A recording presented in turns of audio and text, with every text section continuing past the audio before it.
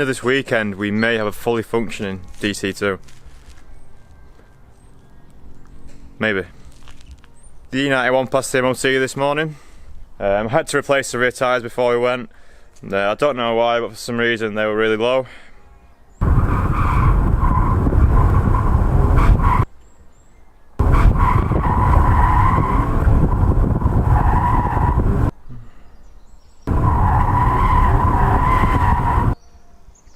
Ah yeah, that was it. Mexico. Now I've started getting some of the stuff from America through. I've got one of the 3 parcels that I'm getting. The other 2 are still being held in customs, which sucks. Whenever you buy anything from America, customs like to try and shaft you for as much money as they can. Now the one box that I did get, they decided to charge me way too much for just the one. Probably enough to cover 6 of these boxes, but whatever. I mean, I'm going to be in dispute with customs after we've got all the parcels through. But I've got one with me now, so I can start talking about what we've got, what's in the box. So yeah, this is box 3 of 3. Don't know where the rest are, but hopefully we'll get them soon.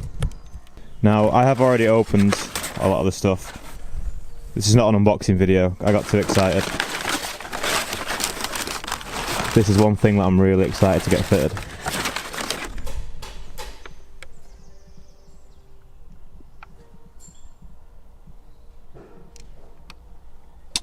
If you don't know what that is Hybrid Racing's new, for 2017, shifter for K-Series cars. So this will be replacing the DC5 shifter that we've got in there at the minute. There's loads more stuff in here though. Just one box of 3, and yeah, we've got quite a lot of goodies.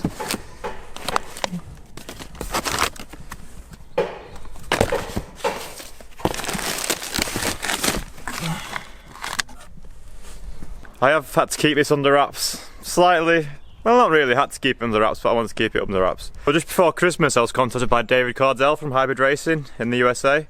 Now they sell a lot of Honda tuning parts, and you don't see that much of it in England. My EG had a lot of Hybrid Racing stuff on it, and I always liked the stuff.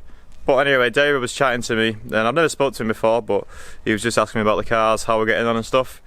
And yeah, he went on to say that he was looking for someone in the UK to kind of work with and ship a lot of parts over, see what I thought, and here we are. And he shipped a lot of parts over.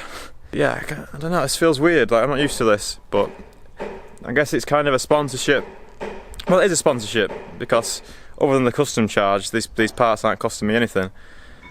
The custom charge was ridiculous, by the way, so don't worry, I didn't get off scot-free to all you haters. Yeah, these are all parts which I've always fancied, and like the EG had a lot of nice Hybrid Racing parts on that. I had one of their old style shifters in, but after using that and going back to the DC5 shifter, the DC5 shifter just felt so sloppy. The shifter that's in the car at the minute is an OEM DC5 one, and I never thought it was sloppy until I drove my EG and then started realising that, yeah, it was.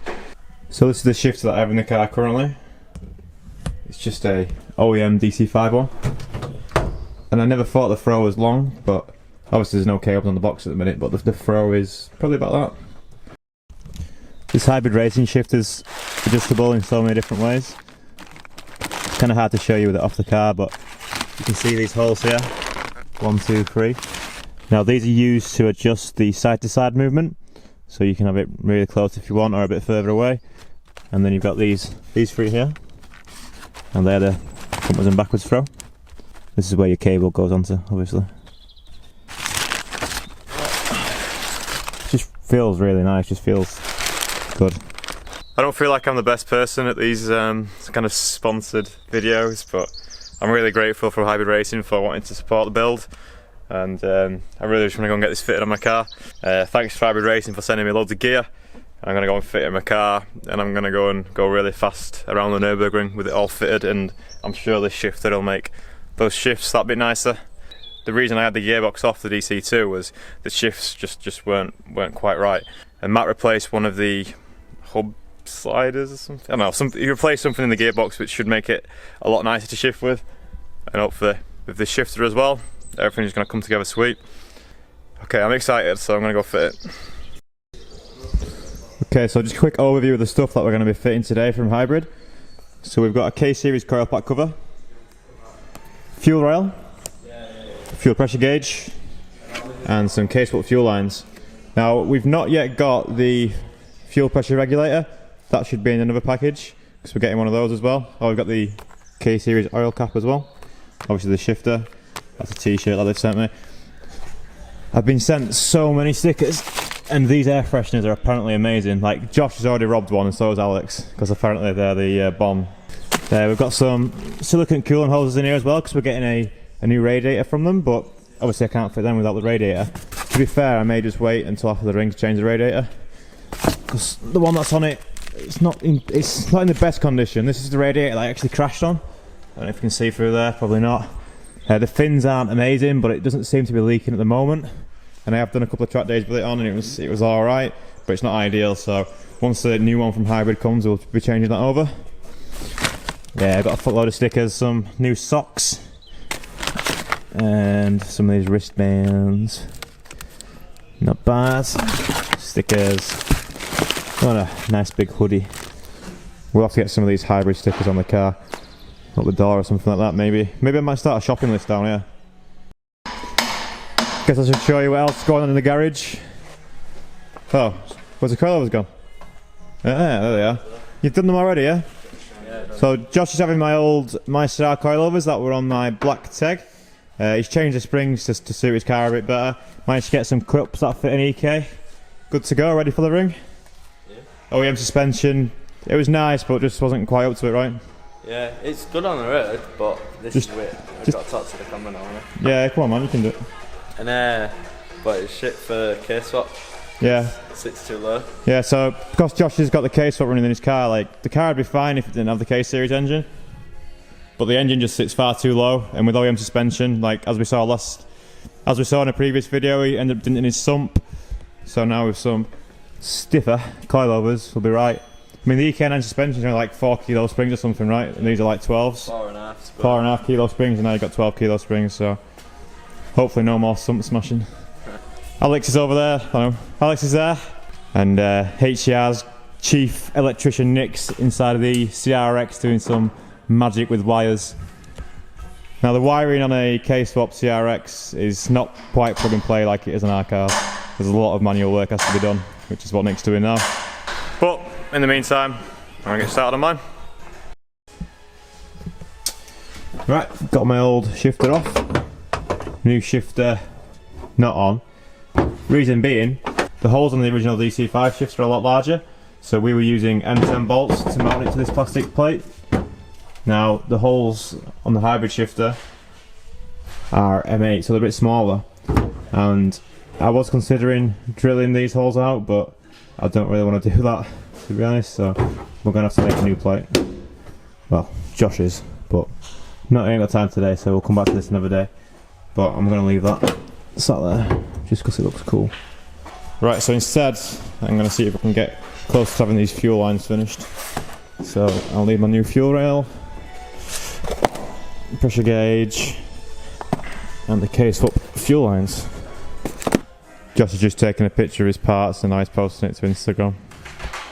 So at the moment I've got the standard DC5 fuel rail, so we'll be taking that off and swapping it for this hybrid racing one. We'll also have a fuel pressure gauge just here. Quite nice. This should be quite easy. I've never done a fuel rail before, but Josh says as long as I don't rag on the injector O-rings I should be alright. How hard can it be? Right, I've discovered one of my favourite things that I've been sent by Hybrid. Everything's sick, like we've got the fuel rail on, got the coil pack cover on, it's all cool, but this is just an oil cap, but it's more than an oil cap. Maybe that says everything you need to know about hybrid racing. It just feels real good, right? So, I'll show you. Look, watch it. Oh, satisfying sound. I know it's pretty sad that I'm jizzing over this, but that's cool as fuck. Agreed. Agreed. Yep, so that's the fuel rail on. Got the fuel pressure gauge as well. This is like liquid filled as well, which is pretty cool. But yep, fuel rail, cover on. Oh, need to tighten down this a little bit more. But yeah, I'm real happy with that. It's real cool. Yeah, looking a bit smarter under here now. Right guys, I've actually run out of things to do today, unfortunately, because we're still waiting for stuff from customs. I can't finish my fuel setup. It's pretty much in, you know, the fuel rail's on, the new fuel pressure gauge is there, and yeah, unfortunately I can't do much more, which is a bit crap because all my stuff's at customs. Can't put my seats in yet because we can't get the shifter in. But on the topic of the shifter, I just want to explain why I can't get my shifter fitted. So, follow me. I've got this table laid out here, look. So this is an OEM DC5 shifter from a DC5 Type R. So DC5 Integra Type R, they're the newer Integra if you don't know, newer to mine. I was real happy with this shifter until I had my EG. My red EG had a hybrid racing shifter in it. So I was always kind of looking to change this in the future anyway, but it just so happens that Hybrid were releasing a new model and wanted someone to showcase it. And I was lucky enough for that person to be me. So why can't I fit it today? Well, if you look, the DC5 shifter has these rather large holes, and the hybrid one has these slightly smaller holes. Now these are for M8 bolts. These probably had, like, I don't know, like a spacer or a shim in there. The factory bolts are M8, so the factory bolts would work fine with a hybrid shifter. But when you fit these shifters into a K-swap car, you have to use a bit of plate to kind of mount it on. So this is how wide the transmission tunnel is on the DC2. So what Josh did for me, like when we did the K-swap a couple of years ago, got this bit of, I think it's plastic, something. Josh works with plastic, so he knows plastic's inside out. Have you got it up? Yeah. Alright. So when Josh has made this, he's made these holes, M10, the same size as this, so like we can just bolt it straight in and good to go. Now that's not how that would be built in a DC5, which means that in order to get the hybrid racing shifter in, we're going to have to make a new one of these with M8 holes. There is an alternate solution, which would be to drill out the hybrid racing holes, but I really don't want to do that. So we're going to make a new plate. How are you getting on? Alright. So Josh is changing he's putting factory OEM camber arms on, but with the MyStar suspension that I got from me. And then, we've been doing that on both sides. But he's had the drive shaft out as well to change the CV joints. But what he's done, jacking it up by this side, means that he can take the drive shaft out without losing any gearbox oil, which is good because he's only just put some fresh in and didn't want to waste any money buying new oil. So, top tip from Josh. Did you lose any oil at all? No. None? That's good. So Josh has just fitted the coilovers on this side, and this side's still got the OEM EK9 suspension on. So we're just jacking up the front now. Look at the difference in the droop. So that's the EK9. So the EK9 stuff's still touching the floor, and then that suspension's like what, 3 or 4 inch? Maybe even more? What's that called? Droop? Yeah. It's not, I don't think anyone else will find it that amazing. I think it's interesting. What do you think, Pete? Boring? Boring. Right guys, I've got one final job for today. That's the last thing I can do until we get the new parts across. That's still in customs. I might have said that once or twice. I know I have a habit of repeating myself, but whatever. I'm annoyed that all my parts are still in customs. What I've done now is I've just took the fuel lines off the car that I fitted underneath last week. So we test fitted them last week and they're all good. So I'm happy with the length. That's what she said. And what I'm going to do now is fit the AM fittings. So I've got one straight through foot. It's still good. Just a little dirty, it's still good. So I've got one straight fitting and I've got one 90-degree fitting. You see that? Noisy bastard. So what we'll be doing is we'll have one line coming in and going straight into our fuel filter, which the fuel filter will go straight into the FPR. We've not got the FPR yet, that's still in customs, but whatever, a fuel pressure regulator I mean, of course. I know, I said it's in customs, so I can't do much. And then we'll have one 90-degree one coming straight up for the return, and that'll go straight into the FPR as well. So, as I said, that's not here yet, but it doesn't stop me making the lines. And I've never done this before, so it could be quite interesting. Apparently it's really easy to fuck up, especially on these kind of cheaper ones, which these probably are, because I got them off eBay, but oh well. So yeah, I'm going to fit these and I'll see how I get on. Right, so there is my focus. So there's my braided line there, and then I'll take this apart. Now I've just been watching some YouTube videos, so I'm basically an expert at this. what I need to do is, once that's unscrewed, come on you fucking long threaded cunt. Right, that's out. So this part I'm going to put on there. I'm going to use two hands though, I'm not going to do it this way because I might fuck it up. We was putting it on and then twisting it on kind of anti-clockwise, I think the guy said, to try and keep the threads from fraying. Like, they're not really frayed at the minute. And then once it's in and to the end, we'll be screwing this in, and then it'll pull itself together and work, I think. I don't know, I don't sound too sure of myself, but I'm sure once we get going it'll be alright. So, catch you in a sec. Right, so I've got this end on, and now I'm just going to thread this in there. It should go in the centre of the pipe. See, it's domed a little bit to go through, and then just screw in and it should be good. But I'm going to have to be really careful with this again, so I'm going to use both hands, so bear with me. Alright, that's the first one done. There's a bit there, twat to get all the way down. Ended up using a ratchet with a socket on it, but went alright in the end. Did scuff it slightly on the vise, but only one little mark. But pretty happy with that for the first go. Not bad at all. Now I just need to do the other one. This 90 is proving to be a bit more difficult because I can't get a socket over the top, obviously, because we've got this here. So I'm going to use a spanner, and when you're pulling on the spanner, it's kind of trying to twist it out of the vise and stuff. So it's a bit annoying, you've got to be a bit more careful. But there's some real, you're going to put quite a lot of force in this to get around, which is fine with a socket because you could press down at the same time, but this is not going so well. Sweet.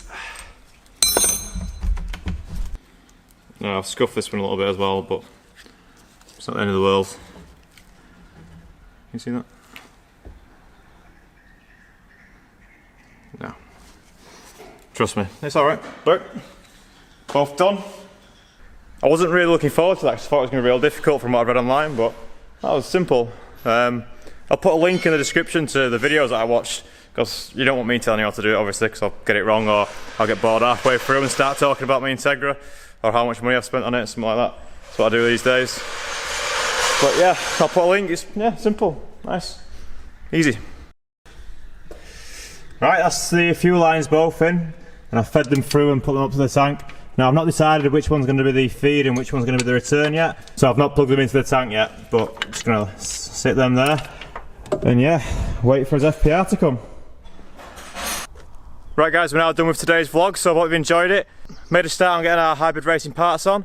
More to come on the hybrid racing stuff again. I'll probably speak to David, the guy at Hybrid, just confirm exactly how he wants to run this. It's pretty chill at the minute. I mean, he just wants me to have some nice parts, see that they're good and spread the word, which if they perform as good as they look, I think, you know, it's going to be a really good thing for the car. So I'm happy to have Hybrid Racing support me on the tech project, so thank you very much. And yeah, if you've enjoyed the video, don't forget to like and subscribe. I'm still going to keep saying it. I forgot to say it in the last video, but I'll keep saying it. I'll not be back until next weekend working on the tech. Hopefully, as I might have mentioned once or twice, we'll have all the stuff from customs and we'll actually be able to finish the cunt. But we'll see. Because we want to do a track day before we go to the ring, and at the minute it's not looking like we're going to have time. I really want to book the Rockingham one, but I can't book it if I've not got a car, you know. So, I'll see you next weekend, or maybe through the week if we get time. I doubt it though. Bye Josh! Bye! I'm ready to say it again.